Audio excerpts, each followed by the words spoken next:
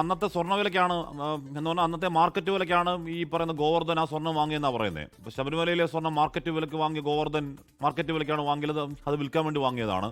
വർഷം ഇത്ര വർഷമായിട്ട് അയാളുടെ റൊദ്ധം ജ്വല്ലറിയുടെ ഒരു മൂലയ്ക്ക് ഈ സ്വർണം സൂക്ഷിച്ചു വെച്ചു, 800 ഗ്രാം സ്വർണം സൂക്ഷിച്ചു വെച്ചു എന്നൊക്കെ പറയുന്നതിനകത്ത് എന്തോ ഒരു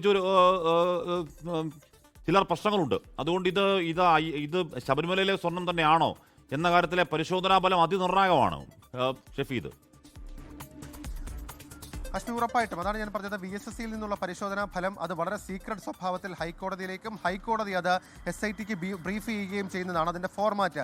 പക്ഷേ അങ്ങനെ ഒന്ന് നടന്നിട്ടുണ്ടോ എന്നുള്ള കാര്യത്തിൽ ഇപ്പോഴും നമുക്ക് വ്യക്തതയില്ല. പക്ഷേ ചില സൂചനകൾ പുറത്തേക്ക് വരുന്നത് ആ ഇടപാടിൽ, അതായത് ബെല്ലാരിയിലെ റൊദ്ധം ജ്വല്ലറിയിൽ ഗോവർദ്ധൻ സ്വർണം സൂക്ഷിച്ചതുമായി ബന്ധപ്പെട്ട നീക്കങ്ങളിൽ ചില സംശയങ്ങൾ SITക്കുണ്ട്. അതിൻ്റെ കൂടി അടിസ്ഥാനത്തിലാണ് ഗോവർദ്ധൻ്റെ അറസ്റ്റിലേക്ക് കടന്നത് എന്ന തരത്തിലേക്കുള്ള സൂചനകളാണ് ഈ ഘട്ടത്തിൽ പുറത്തേക്ക് വരുന്നത്. ഏതായാലും നമുക്ക് രണ്ടു കാര്യങ്ങൾ, അതായത് ബെല്ലാരിയിലെ ആ ഗോവർദ്ധനെ ഈ സംസ്ഥാനത്തിന് പുറത്തേക്കുള്ള തെളിവെടുപ്പിന്റെ ഭാഗമായി അന്വേഷണ സംഘം അന്ന് നേരിൽ കണ്ട് മൊഴിയെടുക്കുകയും വേണമെങ്കിൽ ചോദ്യം ചെയ്യലെന്ന് പറയുന്ന രീതിയിലേക്ക് കാര്യങ്ങൾ നീക്കുകയും ചെയ്തിരുന്നു. പക്ഷേ അന്ന് ഗോവർദ്ധൻ ഈ വിഷയത്തിൽ പറഞ്ഞത് സ്വർണ്ണക്കൊള്ളയുമായി ബന്ധപ്പെട്ടോ ഉണ്ണികൃഷ്ണൻ പോറ്റിയുടെ മറ്റിടപാടുകൾ സംബന്ധിച്ചോ ഞങ്ങൾക്കൊന്നും അറിയില്ല. സാധാരണഗതിയിൽ ചെന്നൈ, ബാംഗ്ലൂർ, ഹൈദരാബാദ് കണക്ഷൻ അല്ലെങ്കിൽ കർണാടക കണക്ഷൻ എന്ന രീതിയിൽ സ്വർണം കൊണ്ടുവരുന്നു, ഒരാൾ ഇത്ര സ്വർണ്ണമുണ്ടെന്ന് പറയുന്നു, ആ സ്വർണം വാങ്ങുന്നു എന്നതിനപ്പുറത്തേക്ക് തങ്ങൾക്ക് ഇക്കാര്യത്തിൽ അറിവില്ല എന്നുള്ളതായിരുന്നു ഗോവർദ്ധന്റെ നിലപാടും അദ്ദേഹത്തിന്റെ മൊഴിയും. എന്നാൽ ആ മൊഴി പൂർണ്ണ അർത്ഥത്തിൽ അന്വേഷണ സംഘം ഇപ്പോൾ വിശ്വാസത്തിൽ എടുക്കുന്നില്ല. പകരം ഗോവർദ്ധനും ഈ വിഷയത്തിൽ നേരിയ പങ്കുണ്ട് എന്ന സൂചനയിൽ തന്നെയാണ് അറസ്റ്റിലേക്ക് കടന്നിരിക്കുന്നത്. ഇനി ഇക്കാര്യത്തിൽ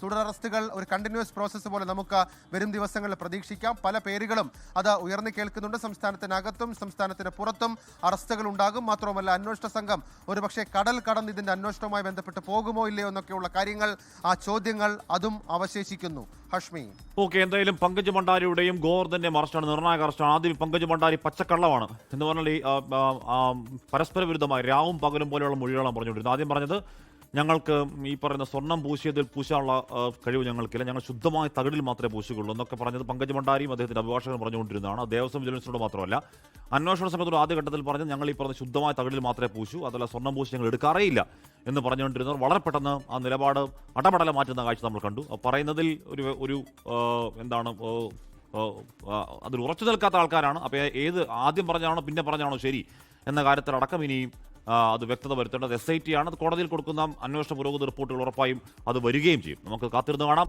ലോകത്തെവിടെയായാലും ഏത് സമയത്തും 24 വാർത്തകളും ഓഗ്മെന്റഡ് റിയാലിറ്റി പാക്കേജുകളും എക്സ്പ്ലെയിനറുകളും വിശദമായി കാണാൻ ഞങ്ങളുടെ YouTube ചാനൽ നിങ്ങൾക്ക് സബ്സ്ക്രൈബ് ചെയ്യാം.